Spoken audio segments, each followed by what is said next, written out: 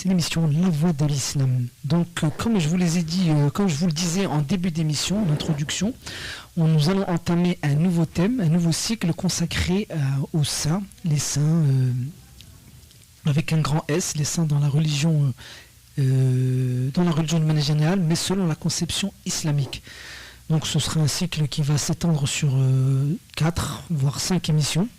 Et tout au long des émissions, on va essayer d'expliquer d'une manière simple la conception des saints en islam. Donc, est-ce que tu peux nous introduire le sujet ? Bien sûr. Bonjour à toutes et à tous et salam alaikum. Donc, effectivement, la question de la sainteté, c'est une question qui se pose chez les musulmans, qui s'est toujours posée, donc qui n'a pas toujours fait l'unanimité.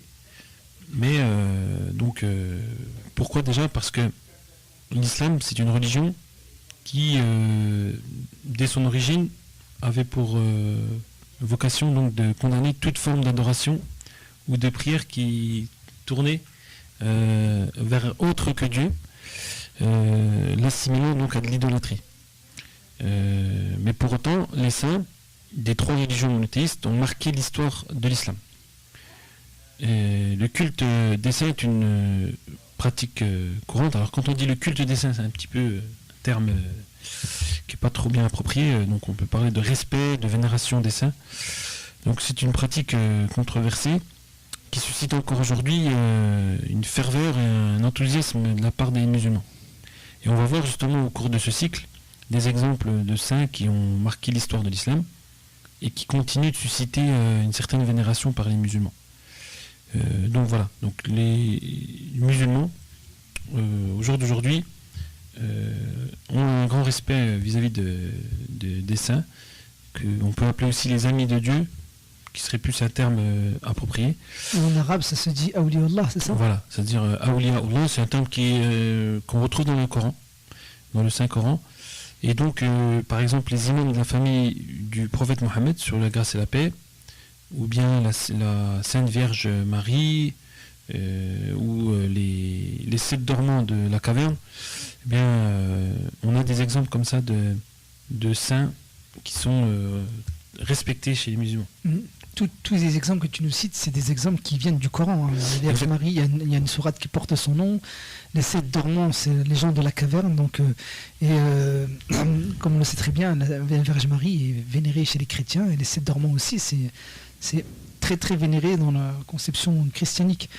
Donc, est-ce que tu peux nous donner une définition de la sainteté d'une manière générale ? Alors, en islam, la sainteté, c'est un attribut de Dieu, c'est un attribut divin qui fait même partie de ces fameux 99 attributs de Dieu les plus beaux. Donc ça se dit El-Quddus, c'est-à-dire le saint, que l'on peut traduire par saint. Mais en fait, il faut ici faire attention à la terminologie des termes, c'est-à-dire que le terme saint, c'est un concept à la base plutôt chrétien, qui n'a pas trop d'équivalent en islam. D'accord. Donc, comme on l'a dit, on va plutôt parler de wali, de ami de Dieu, donc awliya Allah. D'accord, ok. Au niveau terminologique, on parle plus de ami de Dieu, mais ce qui est l'équivalent de saint chez les chrétiens, quoi. Exactement. Ok. Et est-ce qu'il y a une différence justement, parce qu'on parle de saint en islam, d'amis de Dieu, et est-ce qu'il y a une différence entre les prophètes de Dieu, et les waliullah, les amis de Dieu en islam ? Bien sûr, alors la religion musulmane, elle distingue bien les choses. Donc on a d'un côté donc le prophète, Nabi ou Rasul, les envoyés, qui a pour mission de transmettre la parole de Dieu aux hommes, donc qui reçoivent la révélation, et de la répandre à travers les nations. Donc le rôle du prophète, il est de recevoir la révélation de Dieu pour la transmettre aux hommes. Tandis que le wali, le saint, lui occupe une place en particulier, c'est-à-dire qu'il a un mi-chemin entre l'ici-bas et l'au-delà, entre l'humain et le divin. En fait, lui, il va plutôt expliquer cette révélation. Il ne va pas recevoir de révélation, mais plutôt de ce qu'on va appeler de l'inspiration.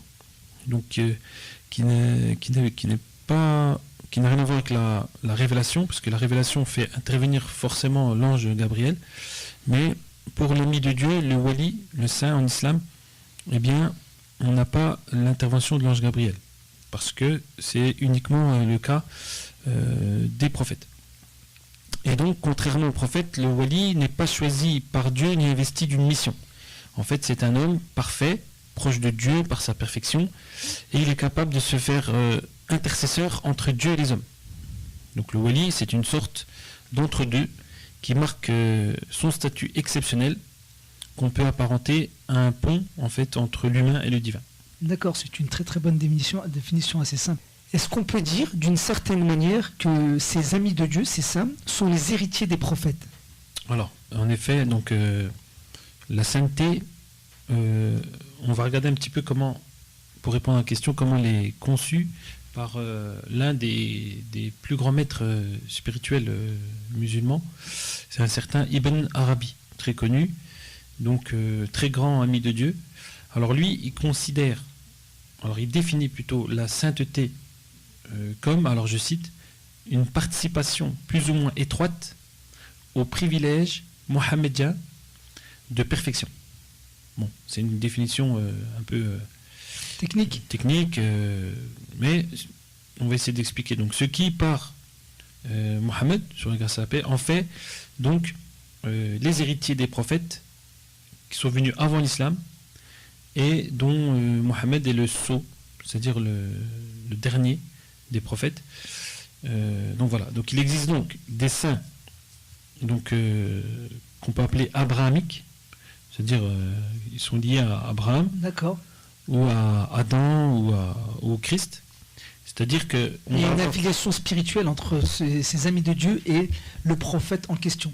Voilà, donc le saint en fait voit sa qualité de wali prouvée et confirmée par des miracles, mais bon, qui n'ont rien à voir avec les miracles des prophètes, qu'on va appeler des karamas, alors que les miracles des prophètes, on appelle ça des mu'adjizas, donc une sorte de miracle qui se produisent à travers lui, sous l'effet de la volonté divine, et qui démontre aux yeux des hommes sa proximité avec le divin.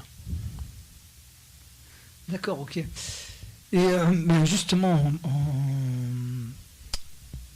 par opposition, donc, le rôle des prophètes, il va être différent donc, du rôle des saints.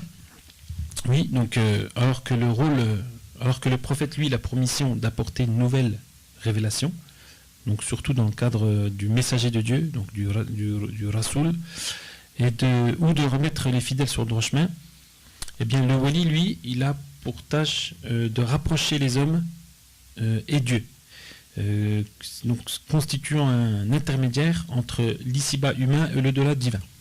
Et cette qualité-là lui reste accolée après sa mort, et c'est ce qui explique la vénération qui peut lui être rendue, notamment dans le cas d'une prière adressée à Dieu par son intermédiaire.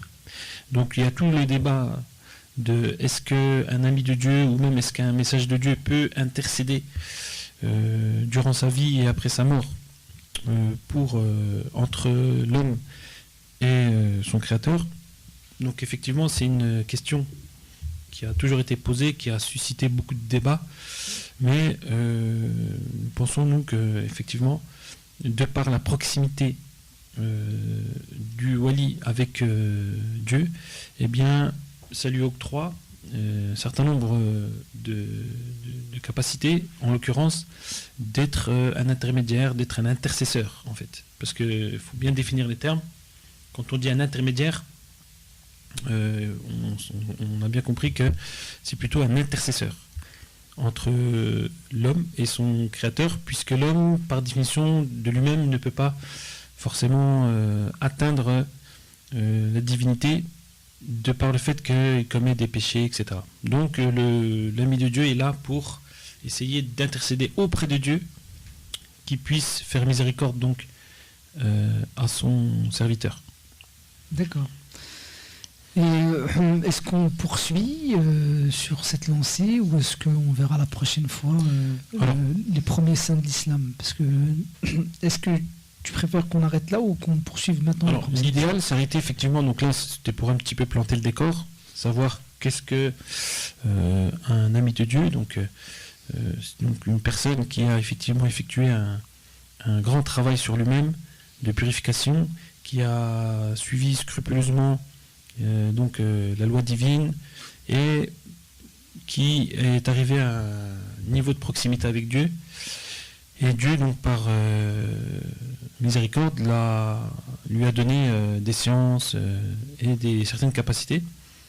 Et donc la fois prochaine, on verra les premiers, concrètement un peu dans l'histoire, les premiers saints qui sont apparus chez les musulmans, qui sont ni plus ni moins que la famille du prophète, qui eux ont un rôle un statut particulier, qui sera, je pense, abordé la semaine prochaine. Ce sera le thème de la semaine prochaine. Donc voilà, on va s'arrêter là par rapport à l'émission d'aujourd'hui. La semaine prochaine, comme l'a très bien dit, nous aborderons les premiers saints de l'islam.